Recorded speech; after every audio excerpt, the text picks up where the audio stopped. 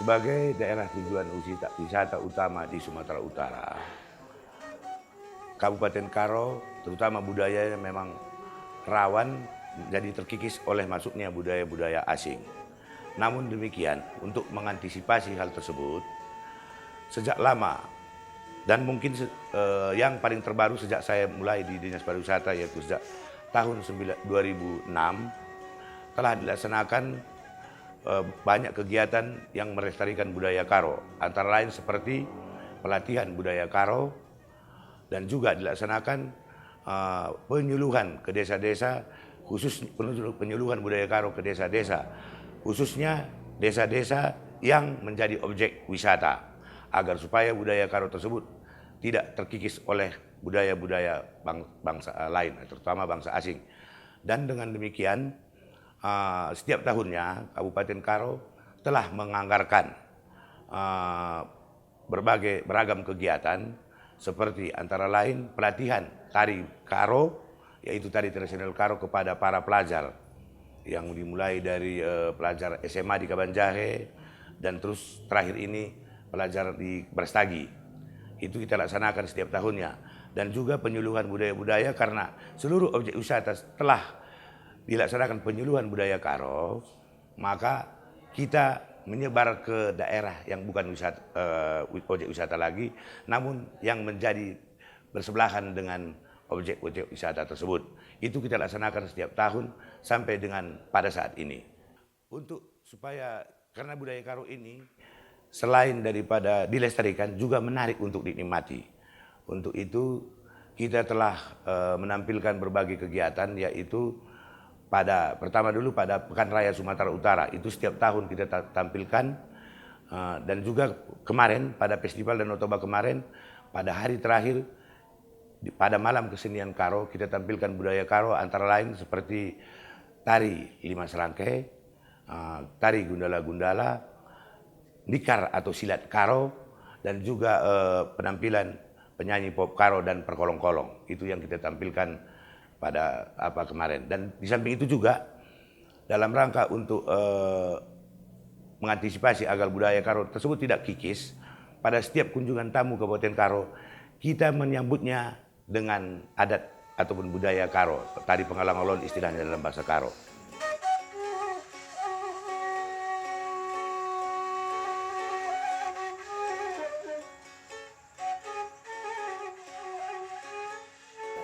Dari pemerintah Kabupaten Karo, ya, dalam hal pengembangan budaya di Tanah Karo sebagai daerah adat, ya, karena di Kabupaten Karo ini masalah adat dan budaya masih sangat kental di dalam hubungan kerabatan masyarakat.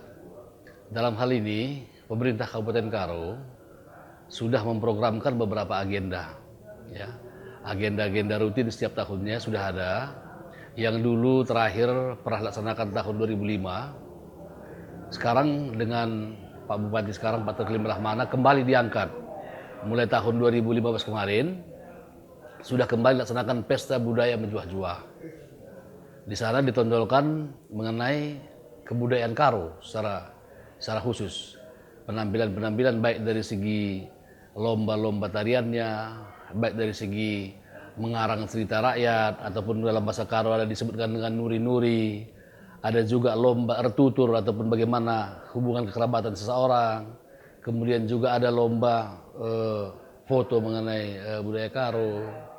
Ada tari-tarian dan sebagainya. Di sini ditonjolkan masalah-masalah budaya Karo, untuk bagaimana memberikan motivasi, stimulus kepada masyarakat supaya benar-benar budaya Karo ini bisa dilestarikan.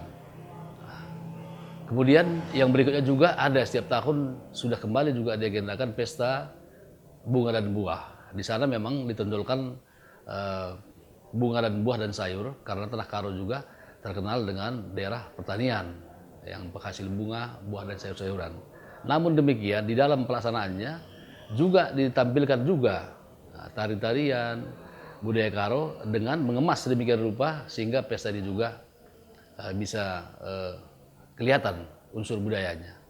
Kemudian juga pemerintah Kabupaten Karo melalui Dinas Kebudayaan dan Pariwisata, ya, pemerintah Kabupaten Karo juga mengagendakan dan memprogramkan juga selalu mengikuti event-event, ya, event-event Provinsi Sumatera Utara seperti Festival Danau Toba yang baru-baru ini sebagai tuan rumahnya Kabupaten Karo dilaksanakan di Taman Jojo Brastagi. Kemudian juga ada Pekan Raya Sumatera Utara. Kemudian juga ada juga undangan-undangan ke daerah-daerah lain di luar Sumatera Utara yang kita selalu apapun kegiatannya kita selalu ikut menonjolkan masalah budaya Karo ini. Kemudian yang berikutnya pemerintah juga memprogramkan juga hal-hal yang menyangkut budaya ini sebagai muatan lokal. Muatan lokal di sekolah-sekolah. Artinya kelihatan sekarang bahwa banyak anak didik kita sudah kurang memahami tentang budaya ini, khususnya budaya Karo. Bagaimana cara dia tutur tadi, bagaimana dia memanggil seorang paman atau disebut di sini mama. Kadang-kadang hubungannya tidak mengerti. Sehingga hal ini di sekolah-sekolah juga sudah diprogramkan, bahkan ada yang sudah melaksanakan menjadi muatan lokal. Begitu. Kemudian juga ini program, saya pikir Pak Bupati juga, Pak Terlim Rahmana juga sudah memprogramkan melalui kegiatan-kegiatan di sekolah itu nanti menyangkut termasuk aksara-aksara Karo, bahasa Karo.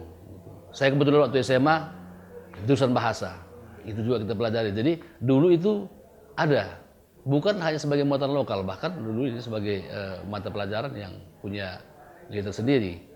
Hal-hal seperti ini pemerintah Kabupaten Karo berupaya akan membangkitkannya. Kemudian yang berikutnya pemerintah Kabupaten Karo juga membentuk sanggar-sanggar budaya Karo, itu juga dimotivasi sedemikian rupa. Dan di Dinas Kebudayaan Pariwisata Kabupaten Karo ada ini sudah terbentuk. Jadi setiap ada tamu kita, tamu pemerintah itu selalu siap ditampilkan. Cuma saja memang di sini ada kalanya belum begitu permanen. Kenapa? Karena penari-penari kita ini umumnya adalah anak sekolah. Begitu tamat dia sudah pindah keluar daerah. Tapi terus kita bina ini.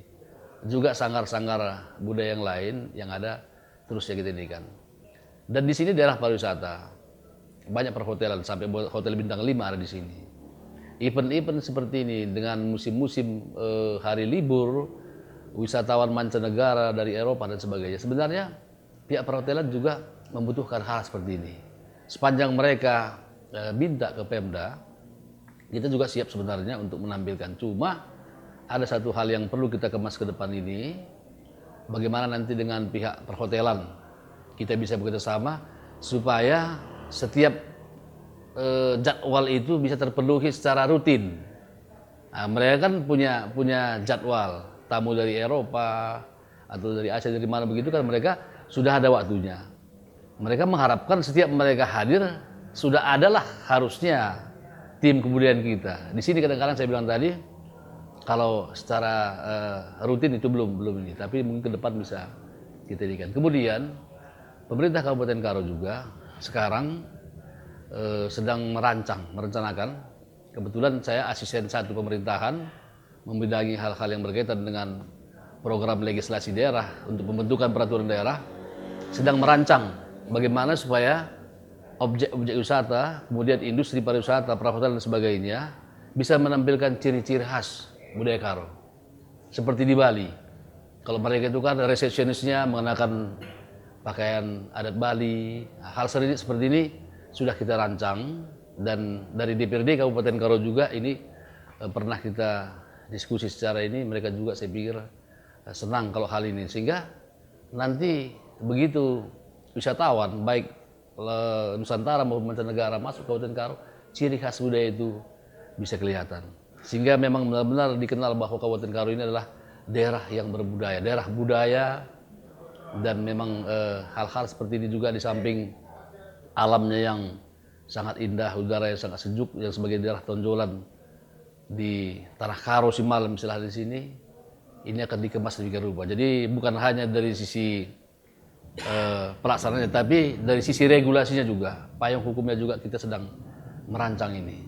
Nah, jadi mudah-mudahan tahun 2016 ini sudah akan masuk menjadi program legislasi daerah tentang rancangan peraturan daerah yang akan membentuk bagaimana supaya ini bisa bersinergi sehingga masalah budaya, termasuk masalah bahasa, itu juga akan kita lestarikan melalui dukungan program-program pemerintah dan peraturan daerah dan peraturan lainnya nanti.